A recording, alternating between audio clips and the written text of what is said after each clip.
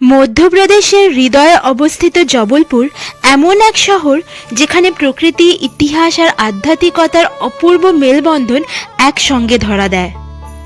নর্মদা তীরে গড়ে ওঠা এই শহর তার অসাধারণ সৌন্দর্য আর অনন্য অভিজ্ঞতার জন্য পর্যটকদের কাছে বিশেষ আকর্ষণ। আর জবলপুরের কথা উঠলেই প্রথমেই মনে পড়ে গোয়ারিঘাটের নর্মদা আরতি।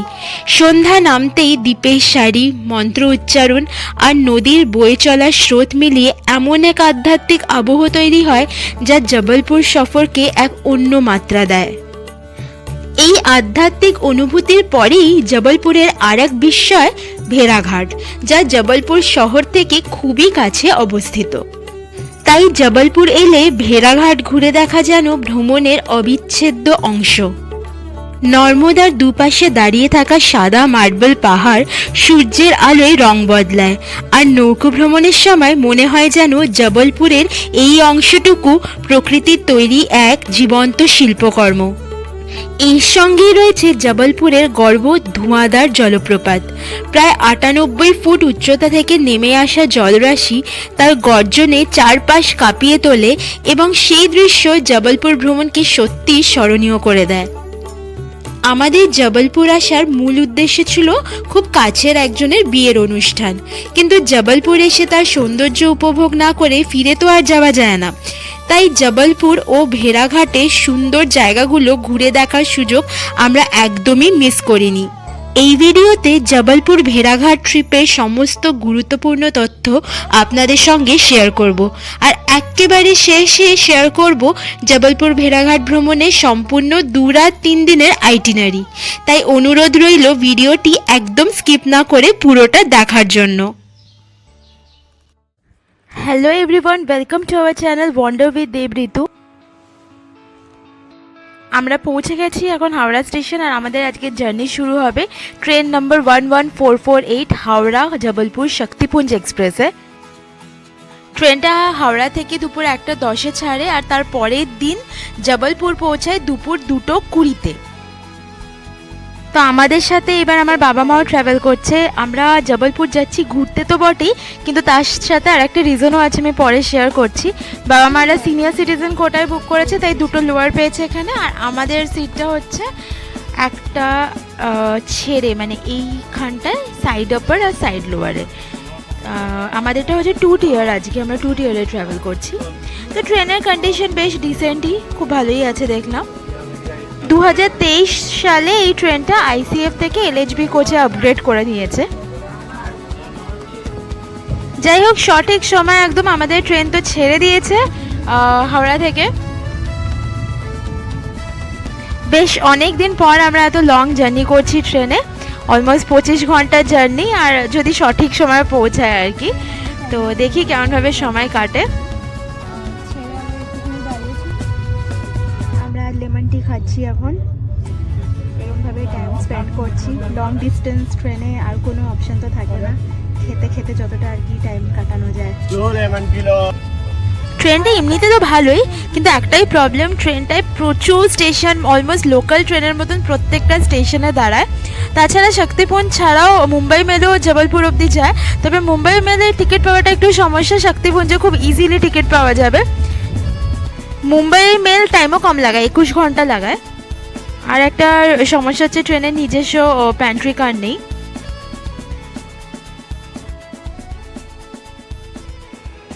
এখন বর্ধমান থেকে ট্রেনটা বেরিয়ে যাচ্ছে 2:25 বাজে।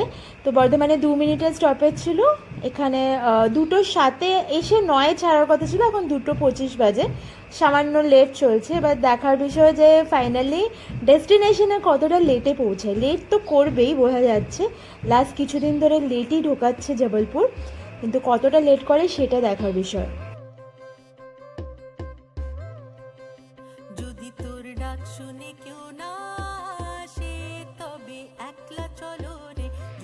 এই এখন রানীগঞ্জ ঢুকছে।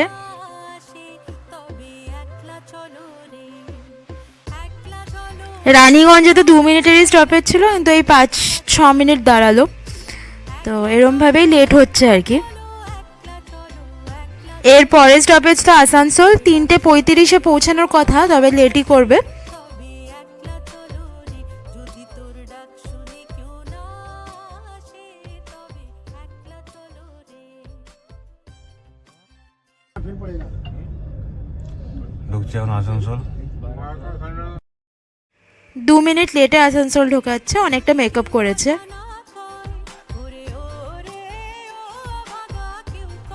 এটা মোস্ট প্রবাবলি অজয় নদী, আমি শিওর না কিন্তু মনে হচ্ছে অজয় নদী।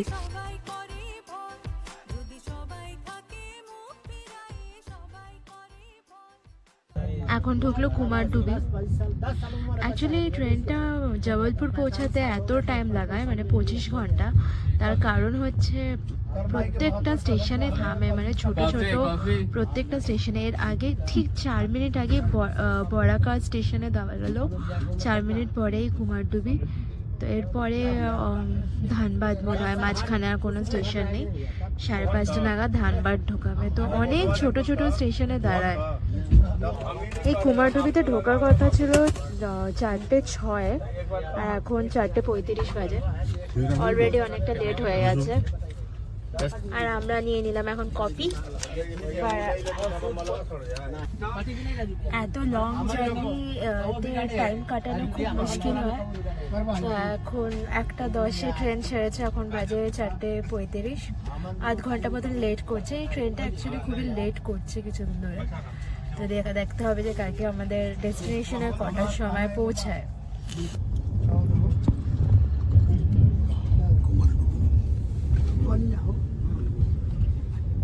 টেস্ট আছে কফিটা, আর লেমন টিটা খেলাম, ওটাও ভালোই টেস্ট ছিল। এর আগে আমি আইআরসিটিসির চা আমার ঠিক পোষায়নি, কিন্তু আজকে দেখলাম টেস্টটা ভালোই ছিল। একলা দলরে ও তুই রক্ত মাখা চরণ তলে একলা দলরে যদি তোর ডাক। ধানবাদ ঢুকলো, বিফোর টাইমে ঢুকেছে। 5:33-এ ঢোকার কথা, এখন 5:27 বাজে। আর ধানবাদে 10 মিনিট থামবে, তো একটু বাইরে যাব, দেখি নামবো স্টেশনে। প্রথমে ভেবেছিলাম আমরা ক্যাটারিং দিয়ে ধানবাদে খাবার নিয়ে নেব। তারপরে ভাবলাম যে 5:30টার সময় ডিনার নিলে তো মানে 5:30টা তো আর ডিনার করবো না, সে পুরো ঠান্ডা হয়ে যাবে খাবার, ওই জন্য আর নিলাম না। ধানবাদে নেমেছি, প্ল্যাটফর্মে নেমে কিছু কেনাকাটি করলাম, এই খাবার আইটেম, এগুলো বসে বসে খাবো ট্রেনে।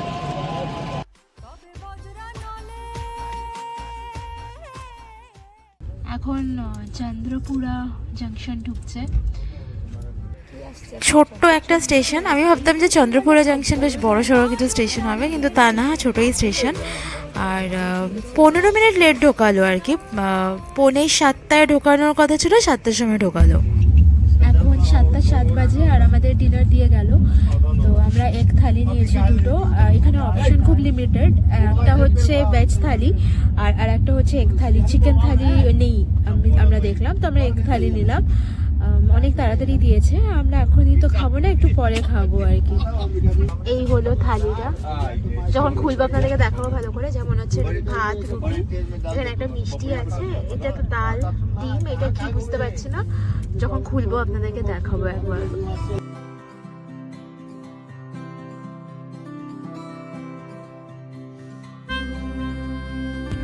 এই এখন আমরা ডিনার করব। এই যে দেখুন থালিটা, রুটি আছে, ভাত, ডাল, ডিম আর একটা সবজি, ঝোল ঝোল সবজি কি জানি না। এখন বোকারো থার্মাল ক্রস করলো, তো অলমোস্ট 50 মিনিটের কাছাকাছি ডিলে হয়ে গেছে। এখানে ঢোকানোর কথা ছিল আর 7:26 মতন, আর এখন 8:14-তে ঢুকিয়েছে। নিয়ে 2 মিনিট এখানে থেমে এখন জাস্ট ছাড়লো। অলমোস্ট সবাই শুয়ে পড়েছে, আমরাও আর কি করব, শুয়েই পড়ি এখন। Good morning. আপাতত ট্রেন লেট চলছে 3 ঘন্টা মতো, এখন 7:30 বাজে, তো দেখি কখন পৌঁছায়।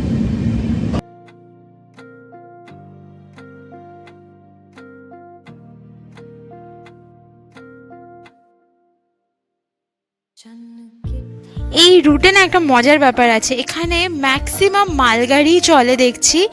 মানে প্যাসেঞ্জার ট্রেন এখন অবধি হয়তো 2টো কি 3টে আমাদের চোখে পড়লো, ম্যাক্সিমাম মালগাড়ি। এখন ঢুকলো সিংরৌলি। এইটা হচ্ছে আমার বাবার ফার্স্ট ওয়ার্ক প্লেস। এখানে 1979-এ বাবা চাকরি করতো সিংরৌলিতে। এখন বেরোলো সরাই গ্রাম থেকে, তো এখানে 7:30টায় ঢোকানোর কথা ছিল, অলমোস্ট 9:35 বাজে। তো ভালোই লেট হয়ে গেছে, 2 ঘন্টার উপরে লেট হয়ে গেছে। তো জবলপুর কখন ঢোকায় এটাই দেখতে হবে আর কি। ਕੋਠੜੇ ਉੱਤੇ ਕੋਠੜਾ ਮਾਹੀ ਕੋਠੇ ਸੁੱਖ ਦੀਆਂ আমি আপনাদেরকে বলছিলাম যে আমরা জবলপুর আর একটা রিজনে যাচ্ছি, ঘুরবো তো বটেই, তাছাড়া আর একটাও রিজন আছে, আর সেটা হচ্ছে বিয়ের বাড়ি। তো আমাদের খুব ক্লোজ ফ্রেন্ডের বিয়ে জবলপুরে, বাঙালি, প্রবাসী বাঙালি আর কি। তো জবলপুরেই বিয়ে হবে। ও 6 তারিখে বিয়ে, আর আজকে হচ্ছে 4 তারিখ। 5 তারিখে মানে কালকে হচ্ছে সঙ্গীত আছে, আইবুড়ো ভাত আছে, নিয়ে 6 তারিখে বিয়ে, নিয়ে 7 তারিখে আমরা সাইট সিং করবো। সব কিছুই আপনাদেরকে এই ভিডিওতেই আজকে দেখিয়ে দেবো আমরা। আজকে পৌঁছাবে কখন সেটা তো বুঝতে পারছি না, তবে আমাদের ইচ্ছে এটাই আছে যে ওখানে পৌঁছে আজকে যে নর্মদা নদীর ধারে যে আরতি হয়, নর্মদা আরতি হয়, গোয়ারিঘাট, ওই জায়গাটা গোয়ারিঘাটে, জবলপুরে যেখানে আমরা থাকবো সেখান থেকে খুব একটা দূর হবে না, ওই আরতিটা আমাদের দেখার আজকে খুব ইচ্ছে। তো জানি না কেমন কি হবে, কখন কি পৌঁছায় জবলপুরে, সব কিছু ওর উপর ডিপেন্ড করবে।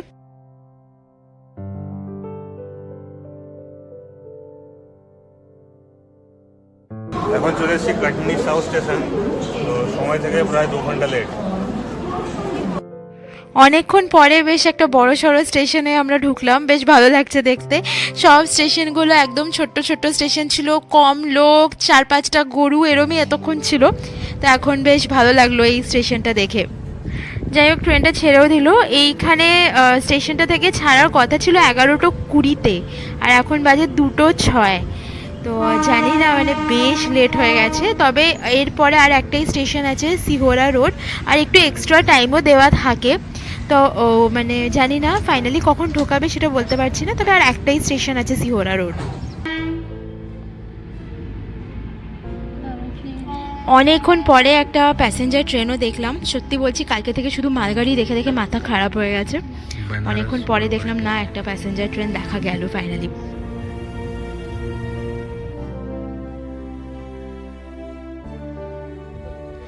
ও ফাইনালি জবলপুর ঢোকাচ্ছে। 2:20-তে ঢোকানোর কথা ছিল, এখন 4:10 বাজে। এখন ঢোকাতে ঢোকাতে 4:20 করে দেবে। ফাইনালি নির্দিষ্ট টাইম থেকে 2 ঘন্টা লেটে ঢুকছে জবলপুর। আমাদের হাতে সময় খুব কম, আমরা নেমেই অটো করে, আমাদের হোটেল অলরেডি বুকড আছে, চলে যাব, আর তাড়াতাড়ি ফ্রেশ হয়ে আমরা চলে যাব আরতি দেখতে, নর্মদা আরতি। তো আপনারা ভিডিওতে থাকুন লাস্ট অবধি, আপনাদের কিন্তু সমস্তটা আজকে দেখাবো। আমরা আজকে থাকবো জবলপুরের করমচাঁদ চকের বিজান প্যালেসে। চলুন রুমটা দেখি। আমাদের রুম নাম্বার হচ্ছে 225। এই হচ্ছে রুম। ঢুকেই বাঁদিকে এরকম লাগেজ রাখার স্পেস আছে, ওয়ার্ক ডেস্ক আছে, টিভি আছে একটা, এছাড়া চা কফির জন্য এগুলো দিয়েছে, ইলেকট্রিক কেটেল আছে, চেয়ার আছে একটা, এরকম টেবিল আছে, জলের বোতল দিয়েছে, গ্লাস আছে। এই হচ্ছে বেড, বেডটা বড়ই আছে, ডবল বেড, আর 2জন বড় একটা বাচ্চা ধরে যাবে আরামসে। এছাড়া এসি আছে, একটা বড় আয়না আছে একদম, এই যে বড় আয়না, নিচ অব্দি পুরো। ওয়াশরুমটা একবার দেখি। ওয়াশরুমটা ছোট্টর মধ্যে বেশ পরিষ্কার পরিচ্ছন্ন, বেসিক সব জিনিস দিয়েছে, এই যে হ্যান্ড ওয়াশ দিয়ে দিয়েছে, তাছাড়া হেয়ার ড্রায়ার আছে। এই হোটেলটা অনেক পুরনো হোটেল একটা, এই যে টাওয়েল, শাওয়ার জেল সবই দেওয়া আছে, গিজার ভিজার সমস্ত আছে। চলে এসেছি এখন গোয়ারিঘাটে নর্মদা আরতি দেখতে। গোয়ারিঘাটের ঠিক পাশে একটা মন্দির আছে, এইদিকে হচ্ছে গড়েঘাটের রাস্তাটা। আমরা হোটেল থেকে একটা অটো ভাড়া করে নিয়েছিলাম। আমরা অটোটাকে বলেছি মানে আমাদের জন্য ওয়েট করার জন্য। তো ওয়েট করবে ধরুন 1-1.5 ঘন্টা ওয়েট করবে আমাদের জন্য। তো তার জন্য টোটাল 400 টাকা নেবে বললো। এই যে আমরা পৌঁছে গেছি, আর একটু পরে আরতিও শুরু হয়ে যাবে, নর্মদা আরতি। তো আমরা সমস্তটা আপনাদেরকে দেখাবো। আমরা চেষ্টা করবো এখন বোটিং করার জন্য, আর বোট থেকে আরতি দেখার আমাদের ইচ্ছে আছে। তো চলুন এবার নিচে যাওয়া যাক। তো তবে দেখুন অনেক সিঁড়ি আছে, বয়স্ক মানুষদের একটু সমস্যা হতে পারে, কারণ কি অনেকগুলো সিঁড়ি আছে।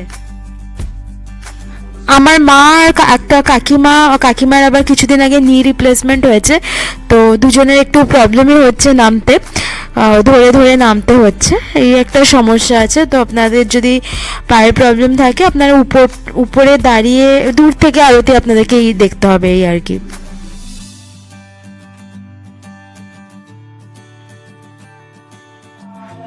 আরতি জাস্ট শুরু হলো আর কি।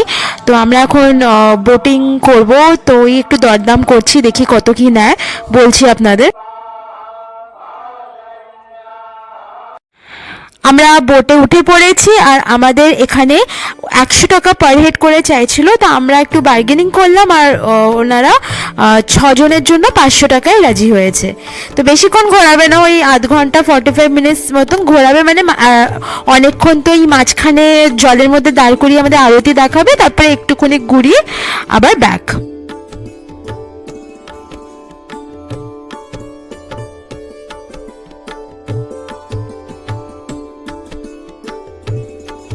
জবলপুর শহর থেকে প্রায় 9 কিলোমিটার দূরে পবিত্র নর্মদা নদীর তীরে অবস্থিত গোয়ারিঘাট এক শান্ত, ভক্তিময় ও আধ্যাত্মিক পরিবেশে ঘেরা তীর্থস্থান। প্রতিদিন সন্ধ্যায় এখানে মনোমুগ্ধকর নর্মদা আরতি অনুষ্ঠিত হয়। শীতকালে সাধারণত সন্ধ্যা 6টা নাগাদ এবং গ্রীষ্মকালে প্রায় 7টা নাগাদ, যার আবহ অনেকটাই হরিদ্বারের গঙ্গা আরতির স্মৃতি জাগিয়ে তোলে।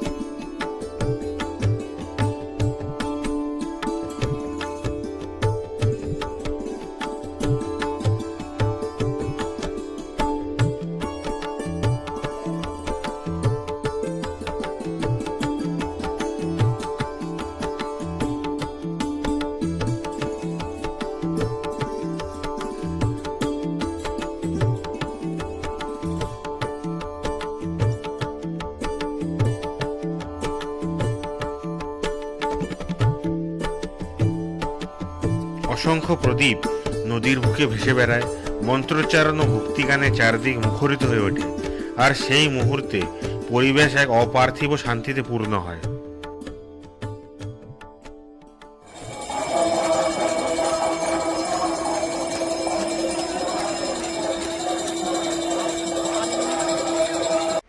হিন্দু শাস্ত্র গরুর পুরাণে উল্লেখিত পবিত্রতার বিশ্বাসে বহু মানুষ এখানে শেষকৃত্য সম্পন্ন করতে আসেন। পাশাপাশি ঘাটের চারপাশে মন্দির, আশ্রম, গুরুদ্বারা থাকায় এটি ধর্মীয় কর্মকাণ্ডের এক গুরুত্বপূর্ণ কেন্দ্র হিসেবেও বিবেচিত। দূরে দেখুন জলের মধ্যে একটা মন্দির, মা নর্মদার মন্দির, আর এই দিকে হচ্ছে একটা গুরুদ্বারাটা যাওয়া যেত, কিন্তু এই সময় বন্ধ হয়ে গেছে বলে আর যাব না। সকালে আসলে আপনারা গুরুদ্বারাতেও যেতে পারবেন। এই হলো সামনে থেকে মা নর্মদার মন্দির। অনেকে তো নেমেছে দেখলাম, কিন্তু আমাদের বোট তো থামেনি, তো আমরা এই জন্য নামলাম না, যে এই মন্দিরের চারপাশ দিয়ে ঘুরে আবার মনে হয় ব্যাক করবে।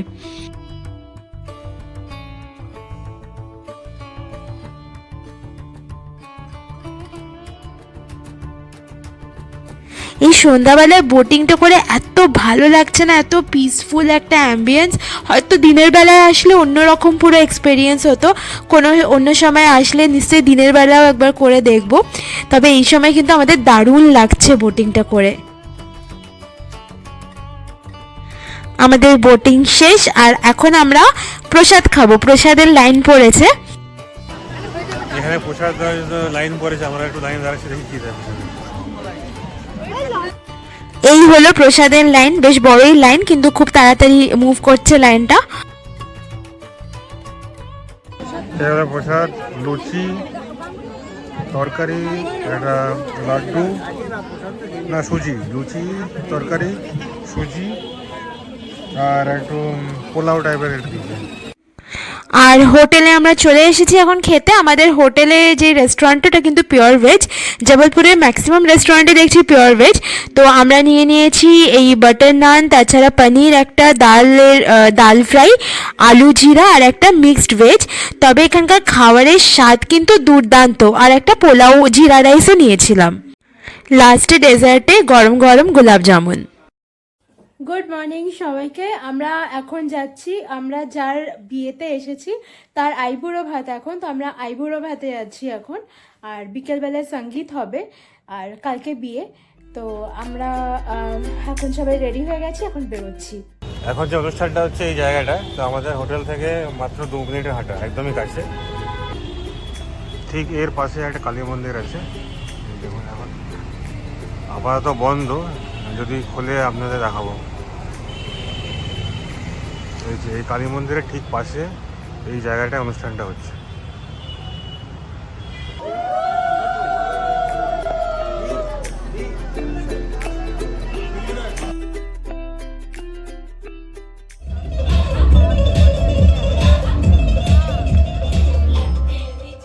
ডে 2টা এরকম সুন্দরভাবে আমাদের সঙ্গীত আর আইবুড়ো ভাতে কেটে গেল।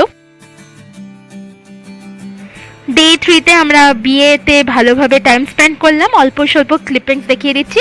তারপরে ডে 4-এ আমাদের আবার সাইট সিনটা আপনাদের সাথে শেয়ার করছি, দাঁড়ান। গুড মর্নিং সবাইকে। আজকে আমাদের জবলপুরের লাস্ট ডে, আর আমরা এখন চলে যাব ভেড়াঘাট সাইট সিন করতে। আপনাদেরকে সমস্তটা দেখাবো, তাই সঙ্গে থাকবেন। আমরা একটা ইনোভা বুক করে নিয়েছি। তো এই ইনোভাটা আমাদের ভেড়াঘাটে পুরো যা যা দেখার আছে সব দেখাবে, আর হচ্ছে ব্যালেন্সিং রকটাও দেখাবে। যা যা আমরা ঘুরবো আজকে সমস্তটা আপনাদেরকে দেখাবো, আপনাদের সাথে শেয়ার করব প্রত্যেকটা ডিটেলস। তো আমাদের এই গাড়িতে পড়লো হচ্ছে 2500 টাকা। এটা যেহেতু বিয়ের বাড়ির গাড়ি, আমাদের একটু কম পড়েছে। আপনারা যদি এসে ইনোভা বুক করেন তো আপনাদের হয়তো 3000 টাকা পড়বে। তাছাড়া জবলপুর স্টেশনের বাইরে থেকে কিন্তু ভেড়াঘাটের বাসও ছাড়ে, ওটাও কিন্তু খুব ভালো অপশন। আপনারা যদি মানে কাপল আসেন বা একজন আসেন তাহলে কিন্তু বাসটা অ্যাভেল করতে পারেন, খুব ভালো অপশন ওটাও। আপনাদেরকে জানিয়ে রাখি, আমরা যে জায়গাটায় আছি করমচাঁদ চক জবলপুরের, ওখান থেকে ভেড়াঘাটের ডিস্টেন্স মোটামুটি 20 কিলোমিটার মতন। তবে ভেড়াঘাটের আগেই পড়বে হচ্ছে ব্যালেন্সিং রক, যেখানে আমরা প্রথমে যাব। চলুন দেখাই। হোটেল থেকে বেরিয়ে জাস্ট 10 মিনিট এসছি। প্রথম যে পয়েন্ট সেটা হচ্ছে ব্যালেন্সিং রক।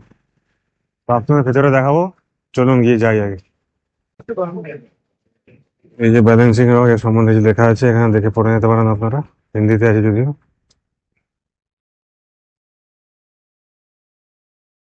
এই হচ্ছে গেট। তো এখানে কোনো এন্ট্রি ফি নেই। ব্যালেন্সিং রক হলো জব্বলপুরের এক অনন্য প্রাকৃতিক বিস্ময়, যা মদনমহল ফোর্টের নিকটে অবস্থিত।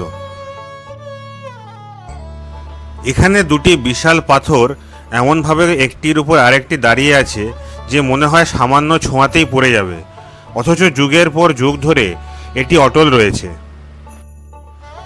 লক্ষ লক্ষ বছর আগে আগ্নেয় কার্যকলাপ ও প্রাকৃতিক ক্ষয়ের ফলে এই অদ্ভুত গঠন তৈরি হয়েছে বলে মনে করা হয়। নিচের পাথরটি শক্ত ভিত্তি তৈরি করেছে, আর উপরের ডিম্বাকৃতি পাথরটি অত্যন্ত সূক্ষ্ম ভারসাম্যে স্থির রয়েছে, যা ভূতত্ত্ববিদদের কাছেও বিস্ময়ের বিষয়। বহু ভূমিকম্পের ধাক্কা সামলেও এর অটুট অবস্থান প্রমাণ করে যে প্রকৃতির সৃষ্টির মধ্যে কত অসাধারণ ভারসাম্য লুকিয়ে আছে। এই লাল হুডি পরা বাচ্চা ছেলেটা সবার ফটো তুলে দিচ্ছিল ওখানে, আর 10 টাকা করে নিচ্ছিল।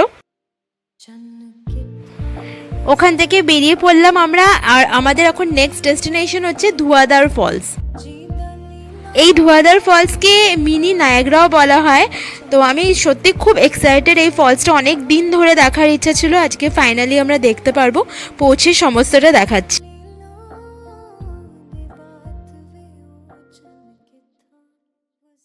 ব্যালেন্সিং রক থেকে বেরিয়ে চলে এসেছি এখন ভেড়াঘাট ধোঁয়াধার ওয়াটারফলসে। তো সময় লাগলো আধ ঘন্টা মতো। তো এখানে কার পার্কিং ব্যবস্থা আছে দেখতে পাচ্ছেন, এখানে গাড়ি পার্কিং করতে পারে তখন। আমরা পরে জানতে পারলাম এই ধোঁয়াধার ওয়াটারফলসে দু রকমের পার্কিং আছে, একটা হচ্ছে জেনারেল পার্কিং আর একটা ভিআইপি পার্কিং। তো আমাদের গাড়ি তো জেনারেল পার্কিংয়ে এসে দাঁড়িয়েছে।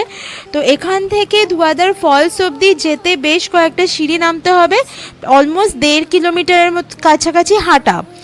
আর যদি আপনারা ভিআইপি পার্কিংয়ে গাড়ি পার্ক করান তাহলে 500 মিটার মতনই আর মানে হাঁটতে হবে আপনাদের ফলস অবধি যাওয়ার জন্য, আর ওর জন্য 200 টাকার মতন নেবে। তো আমরা পরে গাড়িকে ফোন করে বলেছিলাম যে আমাদেরকে রিসিভ করতে অ্যাটলিস্ট ভিআইপি পার্কিংয়ে চলে আসতে, কিন্তু আমাদের ড্রাইভারের খুব একটা ইচ্ছে ছিল না। তো যাই হোক, আমরা তো হেঁটে গেছি এসেছি। তবে আপনাদের সাথে বয়স্ক মানুষ থাকলে আপনারা চেষ্টা করবেন ভিআইপি পার্কিংয়ের ওখানে গাড়িটা পার্ক করাতে, না হলে কিন্তু অলমোস্ট 1.5 কিলোমিটার মতন আপনাদেরকে হাঁটতে হবে। আর পার্কিং থেকে ফলস অবধি হাঁটার সময় এরম দু সাইডে ভর্তি দোকান পেয়ে যাবেন। আর ভেড়াঘাট কিন্তু মার্বেল হ্যান্ডিক্রাফটসের জন্য খুব ফেমাস। তো এই দোকানগুলোতে আপনারা এইসব পেয়ে যাবেন। দোকানগুলো দেখবেন মার্বেলের স্ট্যাচু আছে, ডেকোরেটিভ আইটেমস আছে, বাটি আছে, তারপরে বেলুন চাকি আছে। আমরা একটা বেলুন চাকি কিনেওছি। তো প্রচুর দোকান আছে, আপনারা অনেক কিছু কেনাকাটি করতে পারবেন, গিফটিং আইটেমস পেয়ে যাবেন। তবে খুব ভালো করে বার্গেনিং করে নেবেন কিন্তু, কেন কি খুব বেশি টাকা চায়, ওই অনেকটা গড়িয়াহাটের মতন ব্যাপার, অনেক বেশি টাকা চায়, নিয়ে বার্গেনিং করলে তারপরে কিছুটা কমায়। যেরকম আমরা বললাম এক্ষুনি যে ওই রুটি করার জন্য চাকি কিনেছি, তো সেটাও কেউ 300 কেউ 400 এরম চাইছিল, আর আমরা ফাইনালি 200 টাকায় কিনেছি। এরম মার্বেলের চাকি বাকি অন্য কোথাও থেকে যদি আপনারা নেন তাহলে কিন্তু খুব বেশি দাম পড়বে, যেহেতু এখানে মার্বেলের জিনিস সস্তায় পাওয়া যায়, তো এখান থেকে নিয়ে যাওয়াটা একটা বেশ ভালো অপশন।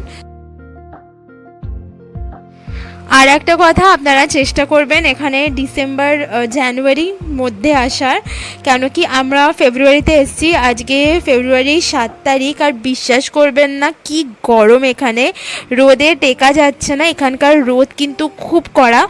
তো ওটাই একটা মানে প্রবলেম। রাত্রিবেলার দিকে মানে বেশ ঠান্ডা থাকে, আর কলকাতা থেকেও ঠান্ডা থাকে, আর দিনের বেলায় প্রচণ্ড গরম। তো আমার মনে হয় এখানে ডিসেম্বর জানুয়ারিতে একটু ভালো ওয়েদার থাকবে ঘোরার জন্য।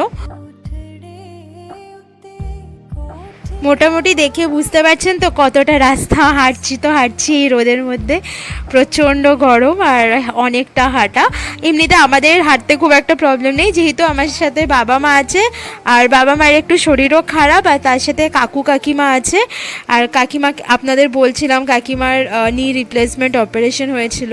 তো এরম বয়স্ক বা পায়ের সমস্যা থাকে যাদের, তাদের জন্য একটু মানে মুশকিল এতটা হাঁটা। আমাদের জন্য ঠিকই আছে, খুব প্রবলেম না, ওয়েদার ভালো থাকলে আরও ইজি হতো ব্যাপারটা, এই আর কি।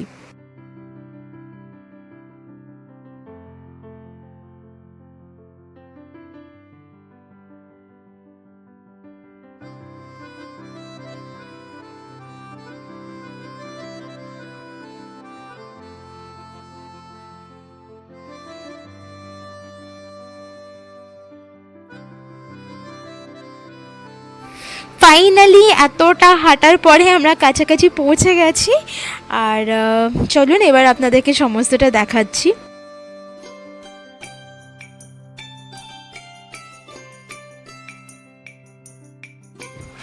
আর যেহেতু উইকেন্ড পড়েছে, লক্ষ লক্ষ মানুষ এসেছে এখানে, আপনারা এই আর একটা জিনিস মাথায় রাখবেন, চেষ্টা করবেন উইকেন্ড ছেড়ে আসার জন্য, তাহলে কিন্তু অনেক শান্তি পাবেন এখানে। আজকে প্রচুর লোক।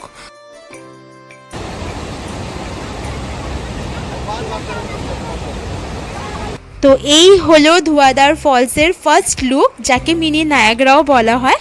আপনারা হয়তো ভাবছেন যে জলই কোথায় আছে এখানে। হ্যাঁ, এটা ঠিক, ফেব্রুয়ারি মাস যেহেতু জল অনেকটাই কম। তবে আপনারা যদি বর্ষার সময় আসেন এই ফলসের কিন্তু আলাদাই রূপ দেখতে পারবেন আপনারা। তবে বর্ষাকালের সময় আসলে যেটা মার্বেল রকস, আমরা এখান থেকে বেরিয়ে যাব, ওখানে আপনারা বোটিংটা করতে পারবেন না, কারণ কি বর্ষার সময় ওইটা বন্ধ থাকে। আর মার্বেল রকসে গিয়ে যদি বোটিংই না করলেন তাহলে কিন্তু মজাই পাবেন না। তো এই হলো, প্রত্যেকটা সিজনের নিজের প্রোজ আর কনস থাকে। তো যেহেতু শীতকাল, এখন জল একটু কম, তবে দারুণ ব্যাপারটা লাগছে দেখতে। আপনাদের পুরোটাই দেখাচ্ছি, দাঁড়ান।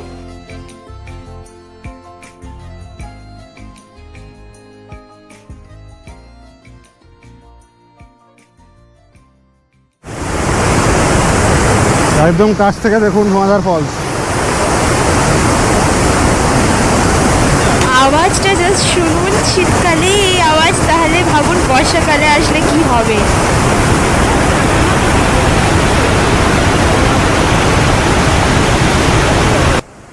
ধোঁয়াধার ফলস ভেড়াঘাটে অবস্থিত এমন এক প্রাকৃতিক সৌন্দর্য যেখানে প্রকৃতির শক্তি আর শৈল্পিকতা একসঙ্গে ধরা দেয়। নর্মদা নদী এখানে প্রায় 30 মিটার উচ্চতা থেকে প্রবল বেগে নিচে নেমে এসে সৃষ্টি করে তুমুল গর্জন আর জলকণার সাদা ধোঁয়া। দূর থেকেই যার শব্দ শোনা যায়। এই দৃশ্য দেখার জন্য আপনারা নিশ্চয়ই আসবেন, এটা মিস করবেন না জায়গাটা। দেখুন,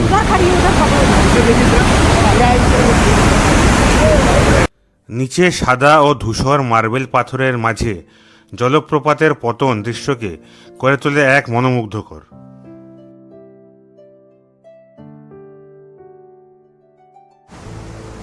ধোঁয়াধার নামটি একেবারেই যথার্থ, কারণ ঝরে পড়া জলের ধোঁয়াটে আবরণ যেন পুরো পরিবেশকে রহস্যময় করে তোলে। বিশেষ করে সূর্যাস্তের সময় সোনালি আভায় রাঙা আকাশের নিচে ধোঁয়াধার ফলস এক অবিস্মরণীয় অভিজ্ঞতা হয়ে ওঠে। আমরা ওই জায়গাটা দাঁড়িয়ে দেখছিলাম ফলসটা, আর এখান থেকে হচ্ছে এই যে ফলসটা পড়ছে।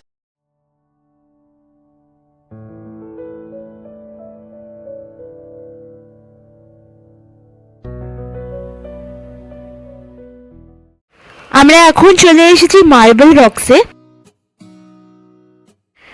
ধোঁয়াধার ফলসের একদমই কাছে মার্বেল রকস, আসতে একদমই সময় লাগবে না।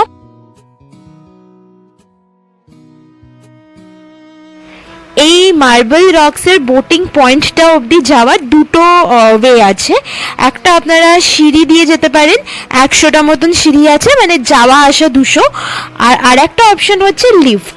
তো আপনাদের সাথে যদি বয়স্ক লোক থাকে বা পায়ের সমস্যা থাকে তাহলে আপনারা লিফট অপশনটা অ্যাভেল করতে পারেন। আমরা যেরকম লিফটেই যাচ্ছি, লিফটে পার পার্সন 50 টাকা লাগবে যাওয়া আসা নিয়ে। এই জায়গাটা একটা ক্যাফেও আছে, আপনাদের খিদে পেলে আপনারা ক্যাফেতে বসে একটু খেয়েও নিতে পারেন। যাই হোক, আমরা স্ট্রেট এখন চলে যাব হচ্ছে বোটিং পয়েন্টে। তো এখন আমরা লিফটে করেই যাব। এই যে দেখতে পাচ্ছেন সোজা গেলেই লিফট, আর লিফট থেকে নামলেই একদম সামনে নর্মদা নদী। এই যে দেখুন, উপর থেকে দেখাচ্ছি, এই হলো নর্মদা নদী। যদি লিফটে না যান এতটা নিচে কিন্তু আপনাদেরকে নামতে হবে। 100টাই সিঁড়ি, খুব বেশি না, তাও আমি বলে দিলাম।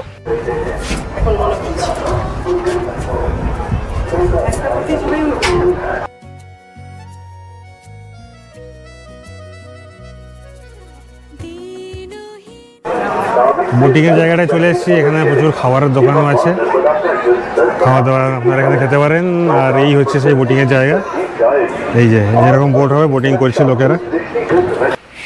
তো এখানে দুটো অপশন আছে, একটা হচ্ছে শেয়ারিং বেসিসে আপনারা নৌকো ভ্রমণ করতে পারেন, আর একটা হচ্ছে আপনারা নিজেরা বোট রিজার্ভ করে নিতে পারেন।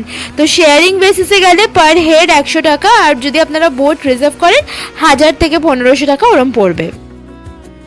এইবার সমস্যা হলো আজকে উইকেন্ড হওয়ার কারণে প্রচুর লোক, তো যেটা আমরা ভেবেছিলাম রিজার্ভ করার ওখানেও প্রচুর ভিড়, তো নৌকো ওই হিসেবে মানে কম হয়ে গেছে আজকে, হয়তো অনেকক্ষণ দাঁড়িয়ে থাকলাম। তো আমরা ভাবছি এখন শেয়ারিং বেসিসেই করে নিই, সেটাই মানে হলে তাড়াতাড়ি হবে, না হলে যদি এমনি রিজার্ভ করে যাই তাহলে আমাদের বোটের জন্য অনেকক্ষণ অপেক্ষা করতে হবে।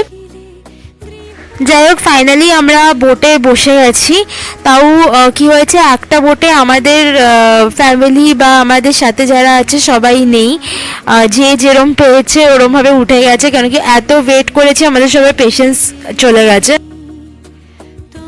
বোটে উঠে সবাইকে লাইফ জ্যাকেট দিয়ে দিয়েছে, আর আমি রেকমেন্ড করবো সবাই লাইফ জ্যাকেট পরেও নেবেন, কেন কি এখানে জলের ডেপথ কিন্তু অনেকটা, পার্সোনাল সেফটি কিন্তু ইম্পর্টেন্ট। আর যে নৌকো চালক সেই পুরোটা গাইড করে দিচ্ছে যে কোথায় কি আছে এইসব। বড় আশা করে এসেছি গো কাছে। अभी ना मैडम सर आपने सामने देखो भोलेनाथ एक वाले शिवलिंग जय बाबा भोलेनाथ बोल भोले बाबा की भोलेनाथ जय बोलो जय महादेव सामने भोलेनाथ। आप लोग मानते तो जोड़ लो हाथ, प्रेम से बोलो शंकर भगवान की नर्मदा मैया की पार्वती मैया की जय। मैडम सर ये आगे वाली जगह का नाम है नेचुरल भूल भुलैया कल पूजन पॉइंट।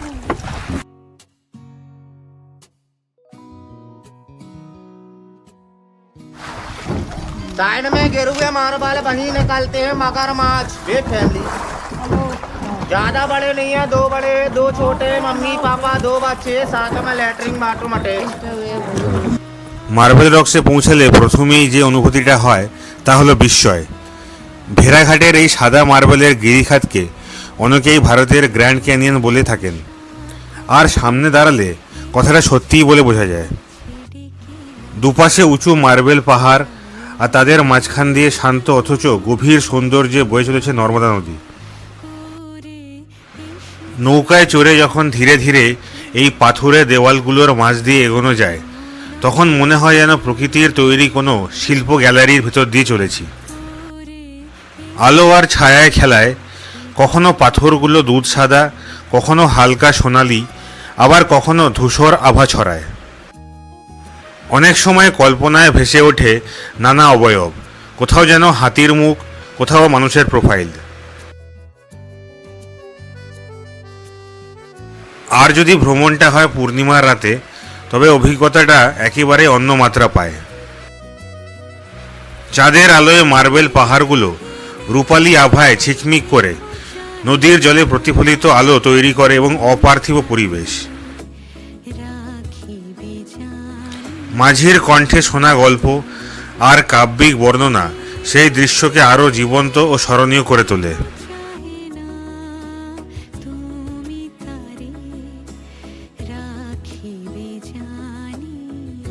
এই মার্বেল রক্সে বোটিং করাটা একটা দুর্ধর্ষ এক্সপিরিয়েন্স, আপনারা এসে এইটা কিন্তু কিছুতেই মিস করবেন না। বোটিং না করলে মানে বলবো আমি জবলপুর ভেড়াঘাটের ট্রিপ আপনাদের ইনকমপ্লিট থেকে যাবে। চরণ তলে বসে থাকিব আর আমি যে কিছু চাহিনি, জননী বলে শুধু ডাকিব। চলুন বোটিং করতে করতে আপনাদেরকে একটা 2 রাত 3 দিনের আইটিনারি আমি দিয়ে দিই।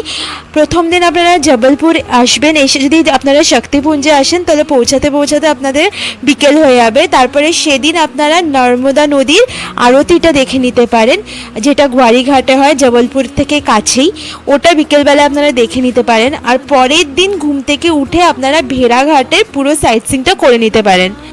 ভেড়াঘাটে আমরা যেগুলো দেখালাম এগুলো ছাড়াও 64 যোগিনী মন্দির ছিল, সেটা অনেক সিঁড়ি ওঠার ছিল বলে আমাদের গ্রুপে অনেক বয়স্ক মানুষ আছে, কেউ যেতে চায়নি, তাই যাওয়া হলো না। তবে আপনারা যদি পারেন আপনারা কিন্তু অবশ্যই মন্দিরটা দেখবেন। আমি ভিডিওতে দেখেছিলাম, আমার খুব যাওয়ার ইচ্ছে ছিল, যাই হোক আমাদের যাওয়া হয়নি। তাছাড়াও আপনারা মদনমহল ফোর্টটাও দেখে নিতে পারেন ব্যালেন্সিং রকের কাছেই, আর কচনা সিটিটাও দেখে নিতে পারেন। আমরা আসলে বিয়ের বাড়ি কাটিয়ে অনেকের আমাদের শরীর খারাপ হয়ে গেছে বলে বেশি ঘুরতে পারলাম না। এইবার আপনারা যদি আরও মানে থাকতে চান তাহলে আমি বলবো জবলপুর থেকে আপনারা কানহা ফরেস্ট চলে যান। কানহা ফরেস্ট আপনারা 2 রাত থেকে যেতে পারেন। ইন দ্যাট কেস আপনাদের টোটাল 4 রাত 5 দিনের ট্রিপ হবে। 2 রাত আপনারা জবলপুরে থাকলেন আর 2 রাত কানহাতে। জবলপুর থেকে কানহার ডিস্টেন্স ওই 165 কিলোমিটারের মতনই, তো ওটা আপনারা আরামসে জবলপুর থেকে করে নিতে পারেন। আমাদের সময় অভাবে আমরা করতে পারলাম না। যাই হোক, আমাদের এই ভিডিওটা আজকে এখানে শেষ করলাম। ভিডিওটা আপনাদের ভালো লাগলে প্লিজ লাইক করবেন আর চ্যানেলটাকে সাবস্ক্রাইব করে আমাদের সাথে থাকবেন।